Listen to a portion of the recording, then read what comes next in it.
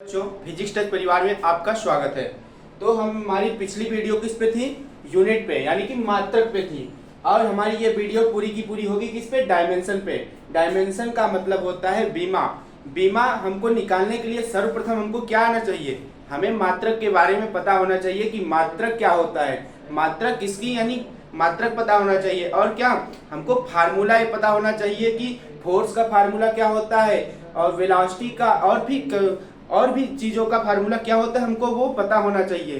बिना पूरा फार्मूला याद किए आप डायमेंशन नहीं पता पाएंगे, और आपको मात्रक भी उसका याद रखना पड़ेगा। जैसे कि डायमेंशन यहाँ पे पढ़ रहे हैं, तो डायमेंशन का मतलब होता है क्या? विमा। डायमेंशन की परिभाषा यहाँ पे हम पूरा लिख दिए हैं। तो dimension is a physical quantity and the power to which the fundamental quantities must be raised to represent that quantity completely। Dimension की ये डेफिनेशन लिखी गई है। इसका मतलब क्या बताया गया है? Dimension is a physical quantity. Dimension यानी कि बीमा जो होती है एक भौतिक राशि होती है, and the power to which the fundamental quantity, जो कि किस पे, किसकी पावर पे डिपेंड करती है? ये डिपेंड करती है मूल जो राशियां होती है उसकी पावर पे डिपेंड करती है। Must be raised represent that quantity completely, जो कि उस क्वांटिटी को पूरी तरह से दर्शाती है, वहां से ये चीजें निकल के आती हैं। और यहाँ पे हिंदी में लिख दिया है क्या उसकी परिभाषा? डायमेंशन की हिंदी में परिभाषा यहाँ पे हम लिखे हैं, किसी भौतिक राशि को व्यक्त करने के लिए मूल राशियां फंडामेंटल राशियां कौन कौन सी थी? फंडामेंटल राशियां थी जैसे लंबाई, द्रव्यमान, समय की घातों का उपयोग करना। दूसरे शब्दों में हम कह सकते हैं कि किसी व्युत्पन्न राशि की विमाएं वे घातें होती हैं जो उस व्युत्पन्न राशि को व्यक्त करने के लिए मूल राशियों पर लगाई जाती हैं। इसका मतलब यही है कि किसी भौतिक राशि को व्यक्त करने के लिए मूल राशियां जैसे लंबाई, द्रव्यमान, समय की घातों का उपयोग करना। दूसरे शब्दों में किसी व्युत्पन्न राशि की विमाएं वे घातें होती हैं जो उस व्युत्पन्न राशि को व्यक्त करने के मूल राशियों पर लगाई जाती हैं। अब हम देखेंगे क्या? हम देखेंगे कि तो हमने परिभाषा देख ली। अब हम देखते हैं इसका एग्जाम्पल जैसे कि लंबाई, क्षेत्रफल और आयतन ना।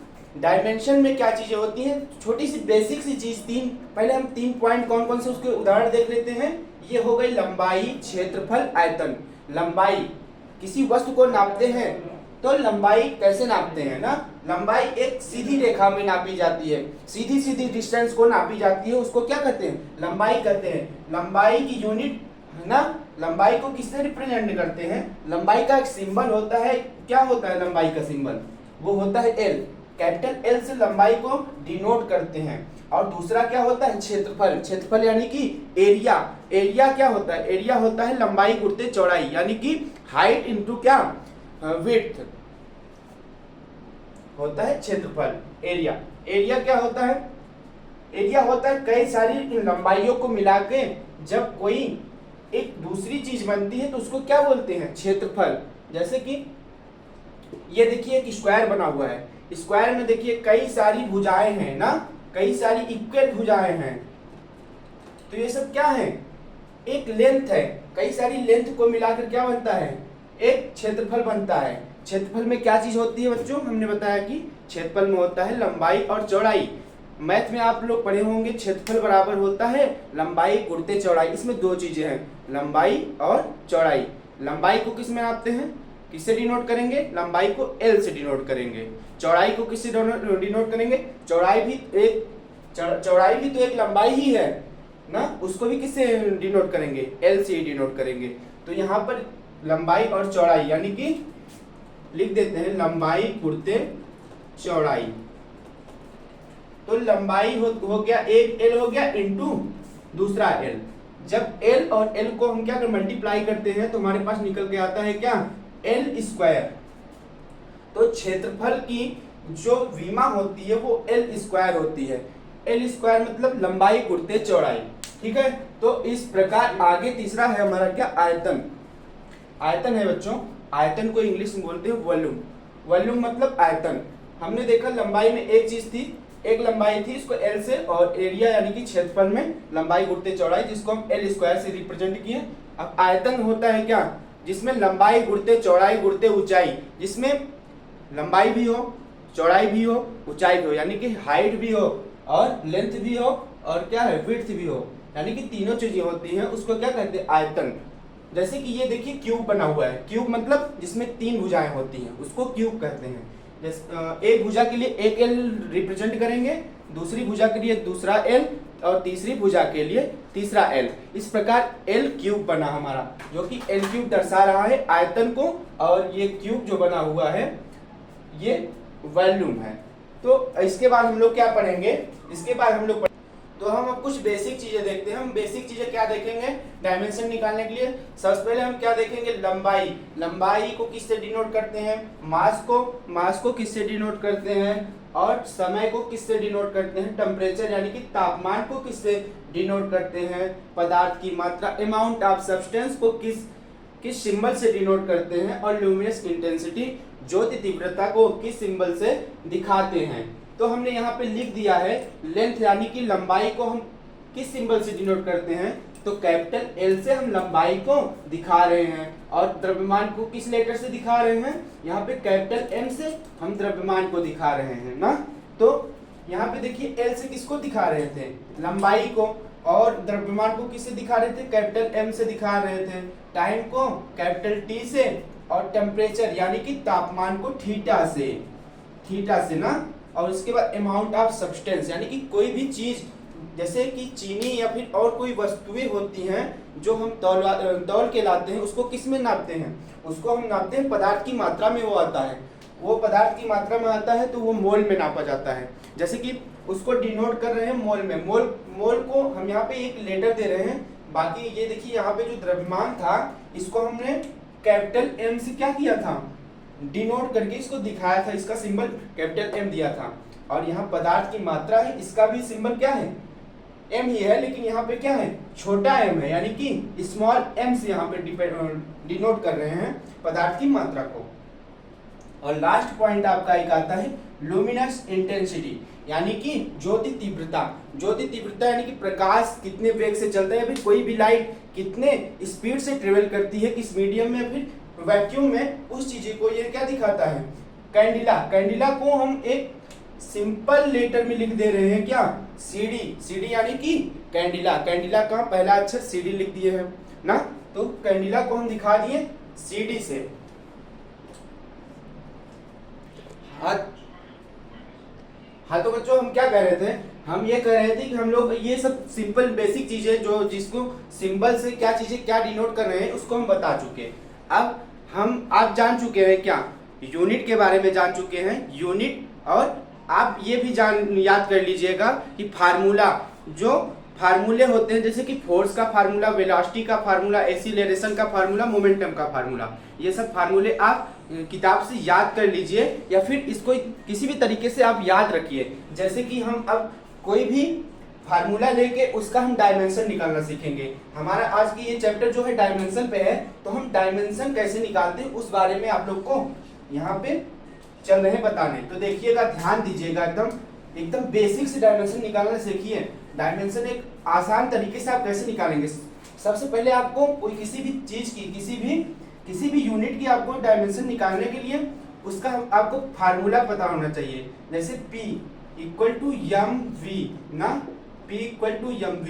P क्या होता है, यहाँ पे P है बच्चों मोमेंटम। जो हिंदी मीडियम से होंगे वो मोमेंटम को क्या कहते हैं हिंदी में, मोमेंटम को कहते हैं हिंदी में संवेग। संवेग का फार्मूला होता है बच्चों mv। यहाँ पे m क्या है और यहाँ पे v क्या है, तो यहाँ पे आपका m जो दिखा रहा है, किसको दिखा रहे हैं, आपके m जो दिखा रहा है यहाँ पे आपकी इस फार्मूले में, m जो है आपका यहाँ पे मास है। मास मतलब द्रव्यमान, द्रव्यमान। और आपकी ये v, ये जो v लेटर लिखा हुआ है m के साथ, वो किसको डिनोट कर रहा है, ये जो v लिखा है ये डिनोट कर रहा है किसको, वेलोसिटी को। वेलोसिटी का मतलब होता है वेग। आप जानते हैं वेग ना, वेग क्या होता है, वे होता है change in displacement respect to time, यानी कि समय के सापेक्ष विस्थापन क्या कहलाता है, वेग कहलाता है बच्चों। तो ये फार्मूला हो गया हमारा किसका, संवेग का। अब संवेग का फार्मूला आपको पता हो गया, P इज इक्वल टू क्या, mv, P equal to mv mass into velocity is equal to किसके, मोमेंटम के। तो हम देखेंगे डायमेंशन किस प्रकार से निकालेंगे। हम आपने जो है हमने आपको बताया, सारे सिंबल हमने पहले बता दिया, इसीलिए कि उस सिंबल को हम हमारे इस फार्मूले में डायमेंशन निकालने के लिए आपको जो है आवश्यकता पड़ेगी। जितने भी सिंबल इसके पहले हमने 7 बताए ना, यम, थीटा, वो सब चीज़ें जो थी ज्योति तीव्रता वाली सिंबल, इसमें यूज आएंगे, इस फार्मूले में यूज आएंगे, इसलिए हमने आपको पहले बता दिया था। तो मोमेंटम की डायमेंशन निकालने से पहले हम देखेंगे मास। मास यानी कि द्रव्यमान। द्रव्यमान को किसमें डिनोट करते हैं, द्रव्यमान को हम डिनोट करते हैं m से ना, मास को डिनोट कर रहे हैं m से। और वेलोसिटी बराबर क्या होता है, वेलोसिटी बराबर क्या होता है बताओ, वेलोसिटी बराबर होता है डिस्प्लेसमेंट अपॉन टाइम, है ना, displacement upon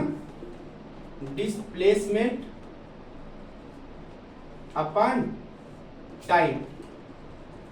displacement upon time होता है यहाँ पे P इक्वल टू mv, जहां पे संवेग है।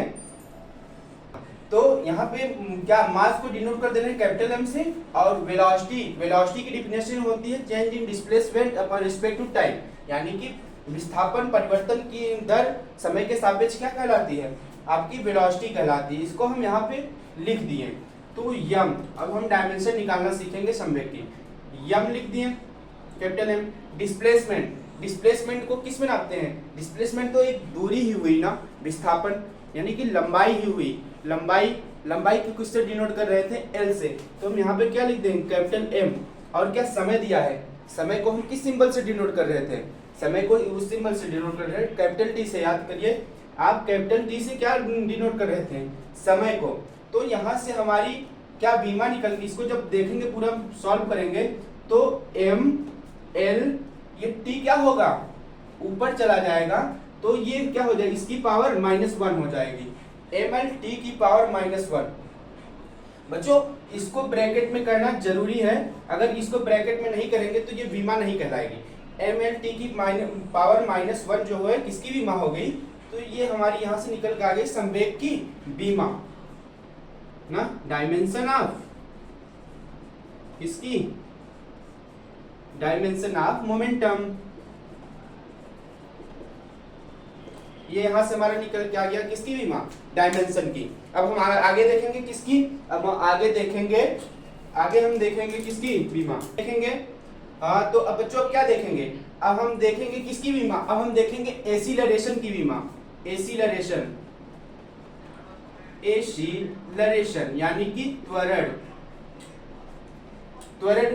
त्वरण की बीमा निकालने के लिए, यानी कि डायमेंशन निकालने के लिए हमको सर्वप्रथम किसकी जरूरत पड़ेगी, एसिलरेशन की फार्मूले की। हमने पहले ही आपको बच्चों बताया था कि कोई भी डायमेंशन निकालने के लिए सबसे पहले अगर कोई वस्तु या फिर कोई ऐसी क्वांटिटी है, आपको उसकी क्या हो फार्मूला पता होना चाहिए, तभी आप डायमेंशन निकाल पाएंगे। तो आप फार्मूला याद कर लीजिएगा। एसिलरेशन का फार्मूला क्या होता है, एसिलरेशन फार्मूला होता है change in displacement upon change in time, change in velocity upon change in time, sorry गलत बोल दिए थे। तो क्या होता है, एसिलरेशन बराबर होता है क्या, change in velocity upon change in time.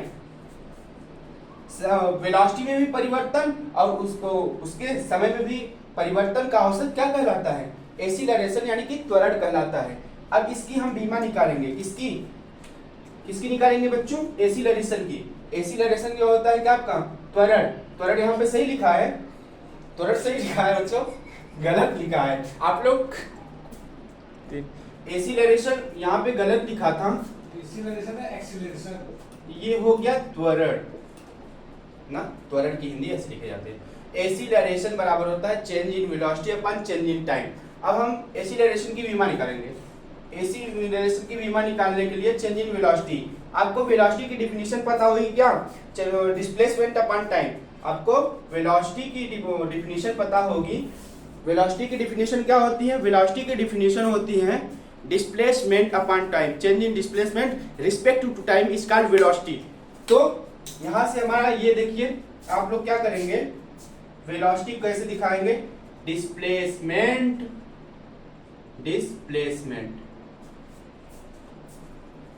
Upon time. ये हो गई सिर्फ किसकी, चेंज इन वेलोसिटी की। अभी देखिए एक और चीज बची है, क्या, चेंज इन टाइम। इसको सीधा क्या कर देंगे, टाइम ना।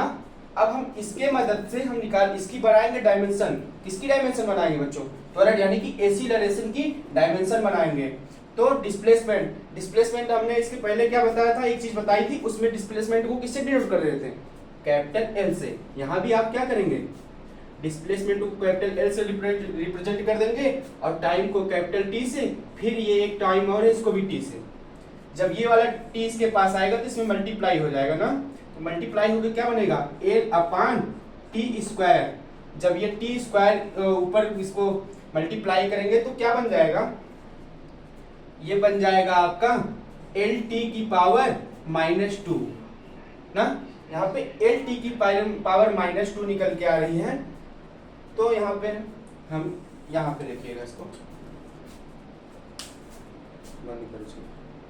हाँ, तो यहाँ से निकल के क्या आया, एल, ये ऊपर टी स्क्वायर गया तो बन गया एल टी की पावर -2। अब हमको क्या चाहिए, यम, देखिए यम नहीं है ना, यहाँ पे यम की पावर 0 कर देंगे, यम नहीं है तो कुछ नहीं है, यम की पावर 0 कर दिए। एल है, एल की पावर 1 कर दीजिए, टी की पावर क्या दिया है, -2 दिया है, इसको ब्रैकेट में बंद कर दीजिए। ये हो गई किसकी बीमा, ये हो गई एक्सीलरेशन की बीमा हो गई ना। तो m की पावर 0, l की पावर 1, t की पावर -2 क्या हो गई, किसकी बीमा हो गई, एक्सीलरेशन की। हमने देखिए कितनी आसानी से उसके डिफिनीशन के जरिए से हमने क्या निकाल लिया, एक्सीलरेशन की बीमा निकाल ली। अब हम देखेंगे किसकी बीमा, अब हम आप देखेंगे फोर्स।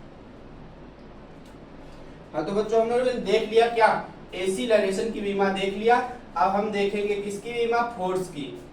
फोर्स की क्या देखेंगे, बीमा देखेंगे। फोर्स की बीमा कैसे निकालेंगे, फोर्स बराबर हमको पता है क्या होता है, फोर्स बराबर होता है M into a, mass into acceleration is equal to 4।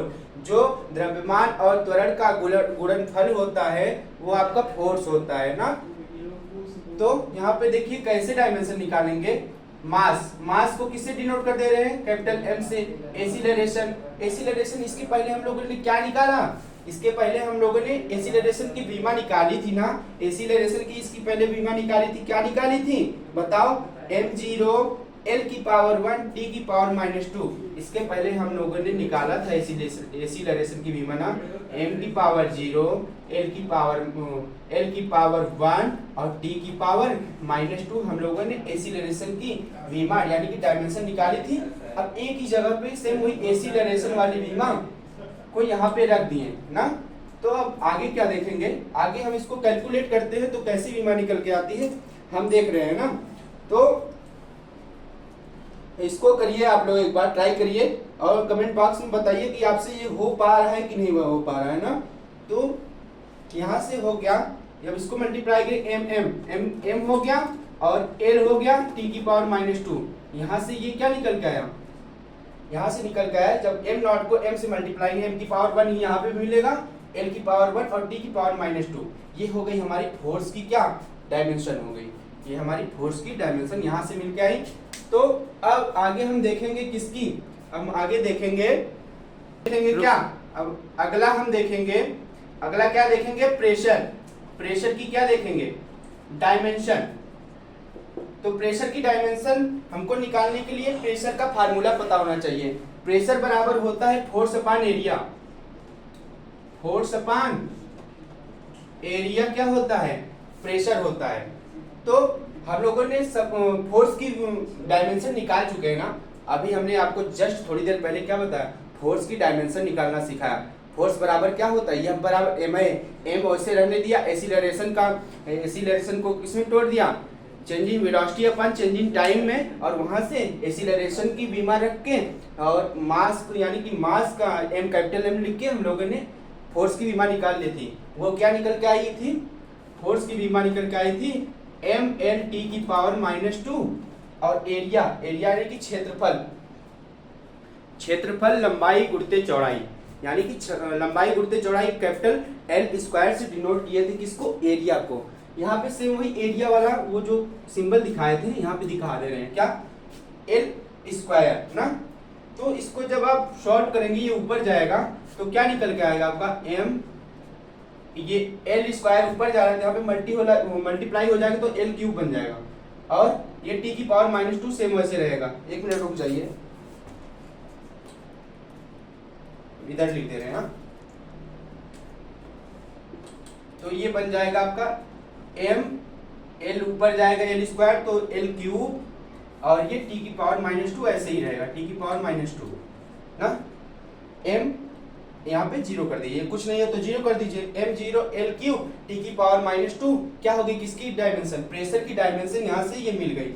आप लिख सकते हैं डायमेंशन क्या क्या कितनी कितनी निकल के आई है, देखिए m बराबर 0, l बराबर 3 और t बराबर -2, ये इसकी डायमेंशन निकल के आ गई, किसकी, प्रेशर की। तो अब हम देखेंगे अगला हमारा क्या है, अब क्या देखेंगे, अब हम देखेंगे किसकी, अब हम देखेंगे वर्क की। वर्क की क्या देखेंगे, डायमेंशन। वर्क की डायमेंशन देखने के लिए हम लोग क्या करते हैं, वर्क का फार्मूला होता है force into displacement, force into displacement, force into displacement. तो वर्क से निकल के आया फोर्स इनटू डिस्प्लेसमेंट इसका फार्मूला। तो फोर्स को बीमा हम पहले निकाल लिए थे, क्या, फोर्स की बीमा तो हमने निकाला था ना, क्या निकाला था बच्चों, एम एल टी की पावर -2 हमने फोर्स की बीमा निकाली, सेम उसको हम यहाँ पे फोर्स की जगह रख दे रहे हैं। और डिस्प्लेसमेंट आप जानते हैं, डिस्प्लेसमेंट किससे डिनोट कर दे रहे हैं, लंबाई है एक प्रकार की, तो डिस्प्लेसमेंट को एल से डिनोट कर दे रहे हैं। तब अब इसको कैलकुलेट करिए, क्या निकल के आ रहा है, एल स्क्वायर यानी कि एम एल स्क्वायर टी की पावर -2 ना। ये किसकी डायमेंशन निकल के आ गई, इस प्रकार से वर्क की डायमेंशन निकल के आ गई। हाँ, इसके पहले हमने पिछले वाले वीडियो में हमने क्या बताया था, इसके पिछले वाले वीडियो में यहाँ पे माइनस हम लिखना भूल गए, लिख लीजिएगा। इसके पहले हम लोगों ने क्या बताया था एक वीडियो में ना, वर्क और एनर्जी की जो यूनिट होती है वो दोनों सेम होती है। वर्क और एनर्जी की यूनिट सेम होती है। अगर यूनिट किसी क्वांटिटी की सेम है तो उसकी डायमेंशन भी सेम होती है। तो वर्क और एनर्जी की डायमेंशन भी क्या होगी, वर्क और एनर्जी की डायमेंशन सेम होगी ना, क्योंकि उसकी यूनिट सेम है, किसकी, वर्क और एनर्जी की। वर्क की एनर्जी होती है, वर्क की क्या यूनिट होती है, वर्क की यूनिट होती है जूल, और एनर्जी की भी यूनिट क्या होती है, जूल होती है। तो डायमेंशन जो वर्क का हुआ सेम वही डायमेंशन आपका एनर्जी का हो जाएगा। तो सेम यही डायमेंशन क्या कर दीजिए आप यहाँ पे लिख दीजिए, m0 l की पावर 2 t की पावर -2, सेम यही किसकी डायमेंशन होगी, आपकी एनर्जी की भी। यहाँ से डायमेंशन बच्चों आप लोगों ने बना लिया है ना। तो आप लोगों ने देखा कि वर्क और एनर्जी और भी ऐसी चीजें जो थी, जितनी भी डायमेंशन होती हैं उसको आप निकालने से पहले आप उस क्वांटिटी की क्या करेंगे, फार्मूला याद रखना पड़ेगा, तभी जाके आप क्या कर पाएंगे, उसकी डायमेंशन को आप निकालना सीख पाएंगे। तो हमारे साथ ये जितने भी चीजें आप सीखें, अभी तो हम लोगों ने दो चार क्वांटिटी की डायमेंशन निकालना सिखाए हैं। अभी कल हम एक और क्लास लेंगे जो कि वो भी हमारी डायमेंशन पे रहेगी, और उसमें भी हम बताएंगे डायमेंशन के बारे में। तो आज के लिए मेरे क्लास बस यही बताने के लिए था कि डायमेंशन कैसे निकाला जाता है। तो कल और डायमेंशन निकालने के लिए आपको फार्मूला को याद करके आना पड़ेगा, तब आप अच्छे से सीख पाएंगे। हमने पहले ही अपना एक वीडियो बनाया था, how to zero to hero, यानी कि शून्य से शिखर तक आप कैसे पहुंचे ना। तो शून्य से शिखर तक पहुंचने के लिए आपको क्या करना पड़ेगा, बुक पढ़ के आना पड़ेगा। तो आप बुक से खोल के पढ़िएगा। हमारी कल की क्लास डायमेंशन पे और होगी। ये चीजें समझ आ गई, जो इसके आगे चीजें हैं उसके फार्मूले आप याद करके रखिएगा। कल हम उन फार्मूलों के बेस पे डायमेंशन निकालना सिखाएंगे, जो कि अभी बहुत ऐसी डायमेंशन निकालना बाकी है जो कि हार्ड है ना, हार्ड है। आप इसको तो सिंपल तरीके से निकाल ले रहे हैं, लेकिन उन सब क्वांटिटी की डायमेंशन को आप आसानी तरीके से नहीं निकाल पाएंगे। तो बच्चों बस आज हमारा यही कहना है कि आप लोग पढ़ के कल आइएगा, जिसमें हम डायमेंशन को और विस्तृत रूप से और भी कई चीजें हम बताएंगे। तो आज की क्लास हम यहीं पे खत्म करते हैं। इसी के साथ आप लोग मन लगा के पढ़िए। कल मिलेंगे। जय हिंद।